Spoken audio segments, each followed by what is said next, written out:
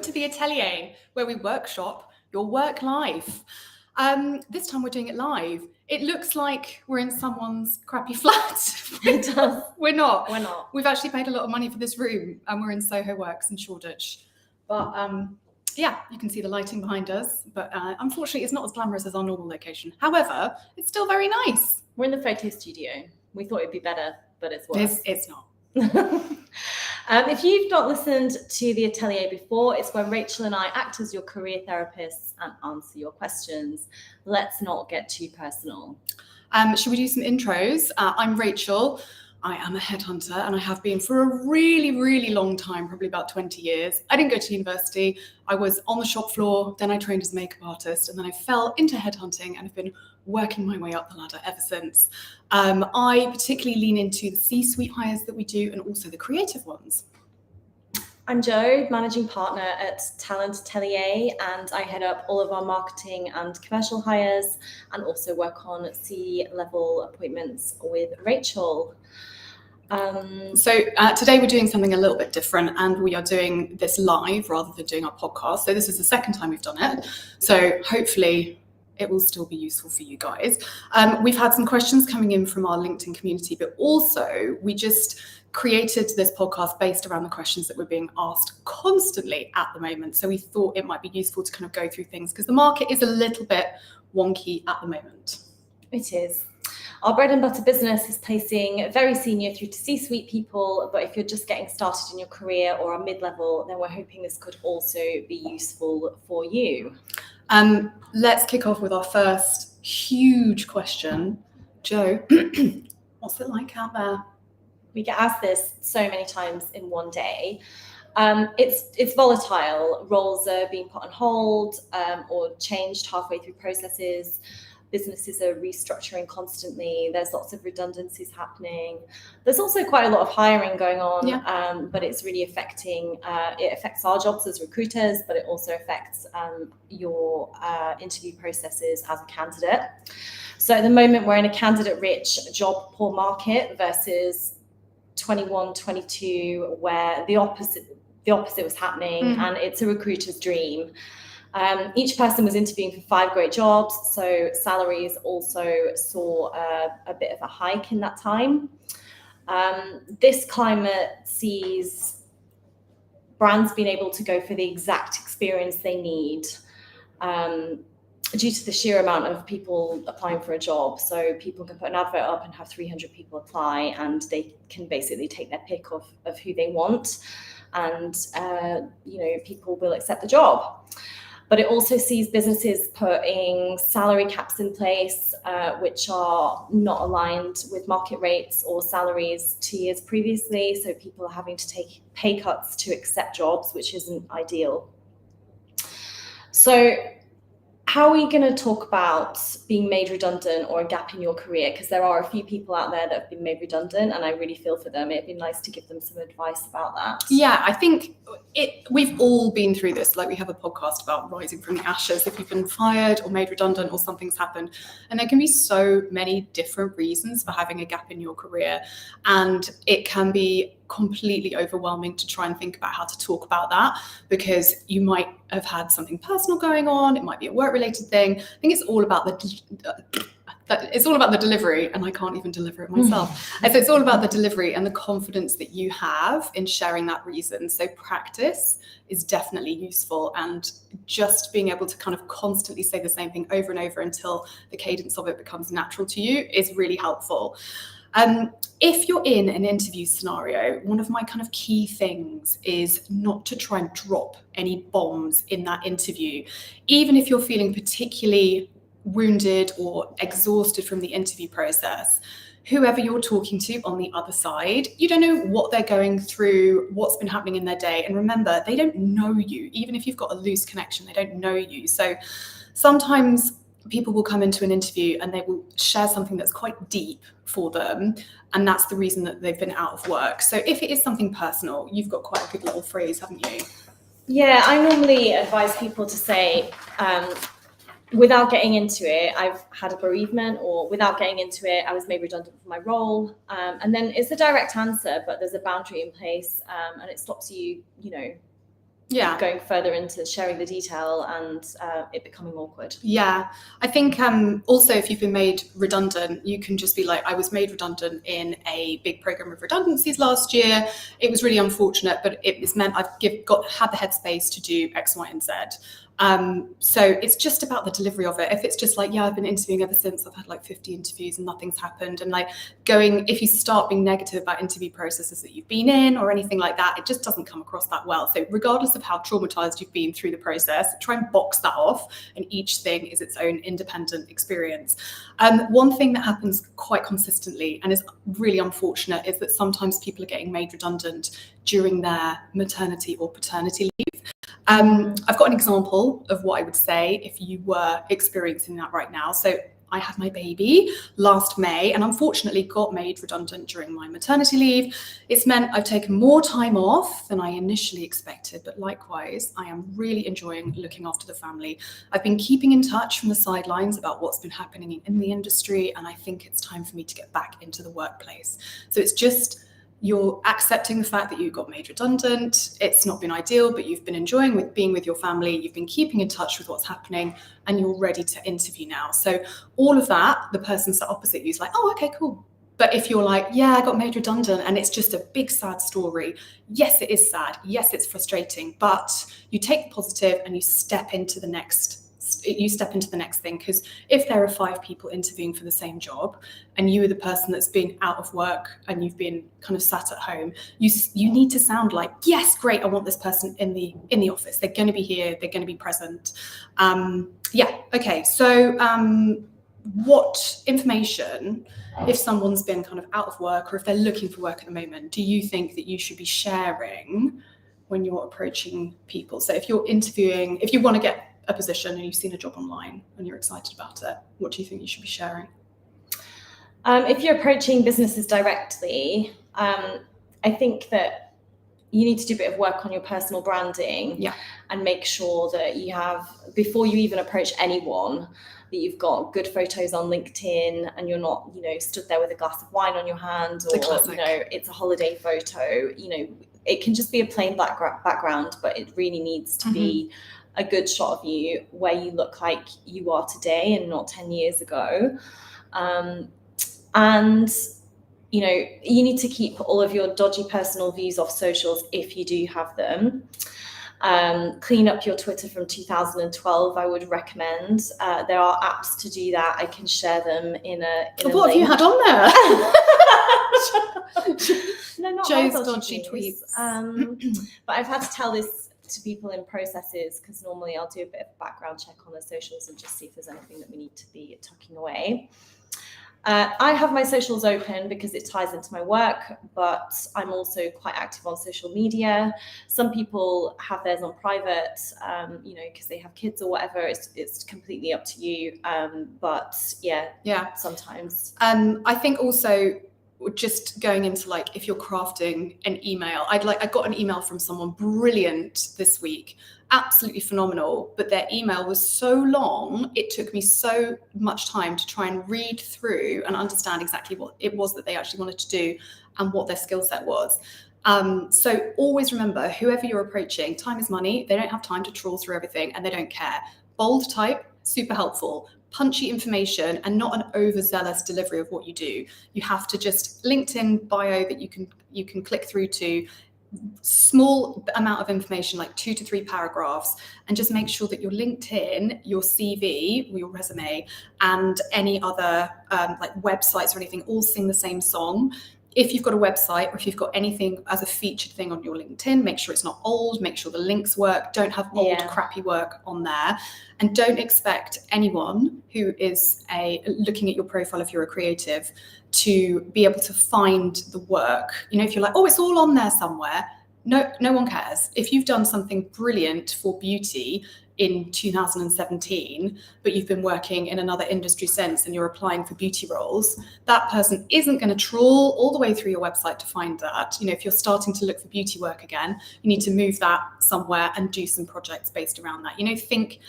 Think about yourself as the company that you're working for. You are your own little company and you are out there doing your own kind of marketing drive. Yeah. With that in mind, though, whilst you are on LinkedIn, make sure it's curated and that you're active on there, but keep it work-oriented, work you're proud of, campaigns you love, events you've been to. Kudos for people that you really like that are doing great work. That Yeah. kind of stuff. Yeah. Yeah. And always remember that headhunters use keyword searches to find candidates. So you need to make sure that all those keywords are on there. That's true. I had someone approaching me today who had a really pared back LinkedIn with very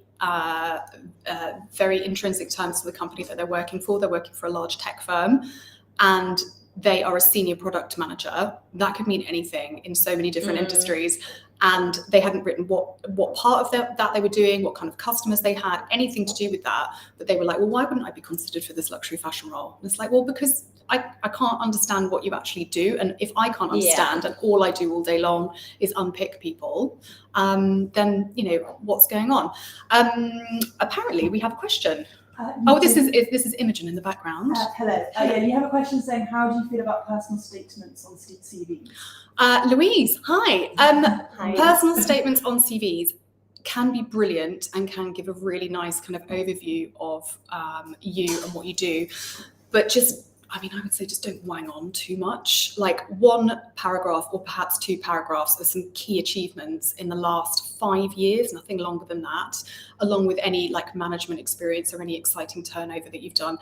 You've got to just be careful about the tone, because when you're talking about yourself in the third person, it can occasionally come off a bit weird. A bit strange. Yeah. You can be like a proactive blah, blah, blah with 10 years experience in management consultancy with brands like Dior, Fenty and whatever, now looking for a key leadership position within sales. You could just do something very punchy like that. I personally don't read those statements too much. I'll dip straight into LinkedIn, or I'll dip straight into the experience. So I know people spend a lot of time crafting them, but I do like on tangentially the interests pocket at the bottom. I quite like it because it gives me a flavour of who the person is, but only if they're not writing, reading, swimming. Training as a yoga teacher. But I do like an interest if it is interesting. If you're going to write your interests, they have to be interesting interests. Yeah. But I do like them. Yeah. No worries. Glad you had a question. That's very exciting for us. We like these little questions that are pinging in. We also wanted to talk about kind of interview techniques, because there's a lot on social media now about absolutely rinsing businesses, and really, yes, there are a lot of businesses where the interviews are not wonderful, and you might be in a queue of lots of people because the market isn't great, but that doesn't still mean that you shouldn't be the best person that you should be, even if you're feeling a bit exhausted. If you're looking for work, part of your work at this moment is going into interview processes. So just be mindful of your time. If you're doing a huge project for another company that's based in a country you don't want to move to and you can't be asked with it, then question yourself, like, why are you putting so much time and effort into it? Is it because you're going to get great experience out of that interview? Or is it just because you are someone that wants to please and you are just doing it because you feel that you should do? And weirdly, a lot of people do that. Yeah, they do. They'll be like, I've got 3 projects due. And you're like, why are you doing all these projects when you don't want to move to like Manchester or Yeah. I was with a friend the other day who is interviewing for jobs at the moment, and I was at his house, and he had a whole video set up, which was really interesting because he had an interview board up behind his screen, like where this is, and it was divided into 4 pieces, and so it was divided out into 4, and he had just in case you didn't know what 4 was. His experience. All right. Sorry. This is why we wouldn't have been very good at school together, because I would have just got her in trouble distracted. all the time. His experience, what makes him interesting, and also what made him very relevant for that role in terms of his experience, and it just kept him on track. And I think that's a really good idea. Yeah, I think that's amazing. It's such a nice idea. Like, we have it when we're pitching to a business, we have our deck up with all the placements that we've made, all of the testimonials, all of those things. And it's just a reminder about how great you are without being too ego driven. Yeah, it's Yeah. good. It's just So that when Rachel derails you halfway through your speaking, you can come back look, to it really come on, quickly. this is keeping you sharp. No dementia on track for you. You're always sharp and edgy. There you go. Here she is. What else is there? Don't overshare personal things. Personal things happen to us all the time, and it's always, hard if you're trying to be like, hey, I haven't been working, or hey, I had to take some time off because of this illness, or a relative died, or something awful. But if you can just put it as like, I had to take some time off, I didn't have some not great stuff was happening, but just to put it, just to box it off, my dad, was unwell, but now I'm back in the job market, fine. The interviewer is unlikely to ask you anything else, but it just means that you won't end up in a sad story. You just don't know what the interviewer is going through either. Like, interviewers are people as well. And if you suddenly start talking about something incredibly sad, it will derail the interview. They might be going through something similar, and it's just daft. So, you also just need to be your best self. Every single interview that you do, even if you're having to do multiple tiers of interviews with different people, it's tits and teeth. Tits and teeth every time. And, it's not ideal, but this is just what things are like at the moment. And people are feeling like, oh my God, there's just so many people in the market, But businesses are still hiring, and businesses still use headhunters like us because they need to have a really beautifully curated list of people that they know in the market and roles that are very unique, and lots of changes happening. People are panicking about all sorts of new technologies, but at this moment in time, LinkedIn is brimming with jobs that are being recruited for, and we are constantly working on new briefs for various different things in the creative industries because things are happening. You just need to have the tenacity to go through those processes. Yeah. We've got another question from our DMs, haven't we? Oh yeah, okay. We had this one the other day, so I feel like I've lost my interviewing mojo. I've been in a couple of processes recently, and things have started several times, and it's making me lose my edge. It's like no one knows if they actually want to hire me. What advice would you give that? Things are really volatile, and sometimes, it's not down to your experience or even the interview that you've had. It's just the business has pivoted halfway through your process. But don't take things to heart because, it is weird. Try and get some constructive feedback from your interview processes, and I would also get a spreadsheet together. A really simple one: job you applied for, which site, / recruiter, interview process, how many rounds there were, reason that it dropped off or whatever it was. Then you'll be able to spot the trends and track what you're doing, if it's an issue of yours, or if the role just got put on hold, or the salary was off, or the location was bad, or if they had a restructure, and it'll just be able, you'll be able to just spot the trends. Mm-hmm. I think that's good advice. Yeah. I think also just maybe taking a break for a week or so. If you feel like you're just constantly on LinkedIn or on job boards searching for things, it can be demotivating because you just feel like you're listening to the same echo chamber all the time. So just step away, try and just get your head in the game for something else. And then when you come back to it, the market will have shifted a little bit, even in a few days. Okay, we have another question. Do you want to read this one out? Yes. I really don't enjoy my current role. I feel like I'm going nowhere, and the person above me isn't looking like they'll be leaving anytime soon. I'm the head of department for partnerships in a large fashion media business, but there's no one beneath me, and I feel ready for a change. But all I hear at the moment is that the market is dreadful and I'm lucky to have a job. Should I stay or leave and see what happens? Well, this is a very big question. It's a big one, isn't It's a big one. So it depends on your financial stability, first of all, because before you make any decisions, whether it's just you or whether it's you and another person or you and a family, you have to just think about that. You should have an emergency fund in place for anything anyway. It's a really, if you're able to have that as a safety net, great. And then on top of that, if you can have 3 months of being able to not work, then great, because sometimes not being in the job environment can give you a bit of a rocket and a kick as to what you actually want to be doing. We always say that. It used to be easier because the market was more buoyant, but now it is still a good driver in order to get to where you want to be.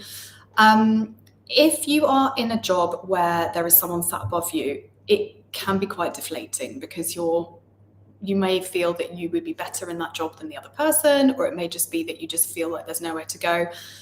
Have a look at your surroundings, first of all. Is there really nowhere to go? Or is it just that within your small department, there's nowhere to go? So if you're in a bigger organization, speak to your person above, whoever your boss is, speak to your HR team. Just make sure you've checked all the boxes within where you're currently working. If it is, right, okay, there's definitely nowhere to go, then I think put your plan together and go through what Jo was just talking about with writing a list of the businesses that you'd like to work for. Write a list of people that you know in industry at the moment. Can you have coffees? Can you have teas with them? Can you go out and about and meet people? Can you be a little bit more conversational on LinkedIn? Can you just update your LinkedIn with kind of what you've been doing? People always panic about updating LinkedIn, thinking that someone's going to be like, Sally's put some new stuff on her LinkedIn. She's looking for a job. Even if it doesn't matter. Just update your LinkedIn and just start the process of thinking about where you'd like to work, what location you'd like to work in, and just start that. And so giving yourself the personal project of finding yourself a new position, can give you a real edge in your current role at the moment because you realize why you're so good at something. So it may be that you do this and then you're like, oh, actually, I do really like where I'm at. Or you get to the point where you're like, I need to leave now. But by that point, hopefully you should understand the market a little bit more and have more ducks in a row. If you are someone who has to go into project mode when you are applying for jobs because you might be a creative director or a strategy director or whatever, just bear that in mind, because if you have like 2 kids, a really heavyweight job, Easter coming up, blah, blah, blah, maybe it's not the right time to do it now. Maybe now is the time to get your portfolio done, to get your CV done, but not to go actively into the market. Because if you're great and people want to start interviewing you, people are going to want to start doing that now. If you have a 3 to 6 month notice period, it's normal now in industry. It is, people especially ask, the level we recruit for. Yeah, people come to us and they're like, oh my God, I've got 6 months notice. Loads of companies have 6 months notice now. I don't think I've ever seen someone held to 6 months unless they've left with nothing to go to. Or they're a general manager or a CEO. Sometimes they are. It's really rare. So if you are on that much notice, then it's fine. If you're on 6 months notice and you think you definitely will be held to it, it might be another idea just to hand your notice in and kind of move away. But, it depends again on your financial situation, doesn't it? Yeah. So yeah, I think there's definitely an air of market improvement. I don't know, I haven't looked at the budget yet because I daren't, but normally at this time of year, it's a flurry in January, February, then March quietens off, and then once the budget's happened and year ends happen for everybody in April, things start moving again. We've definitely noticed that our clients that are in Europe are feeling a little bit more buoyant at the moment. Yeah. Agencies are still struggling here, but the retail sector seems to be finding its feet again. We've just placed a CMO for one of the LVMH brands, placed a similar role within Uniqlo. We've done a creative director for Beauty Pie. So things are moving within the businesses that are a little bit more modern. So let's see what's going to be happening in the coming months. Great. Okay. Right. I think probably, unless anyone's got any more questions that they can pop up with, then that will be it for this LinkedIn Live. But thank you so much for joining us. And we really hope this has been helpful for you. And we will be doing another one in about a couple of weeks or a month, depending. All right, cool. Thank you so much. Bye-bye. Bye.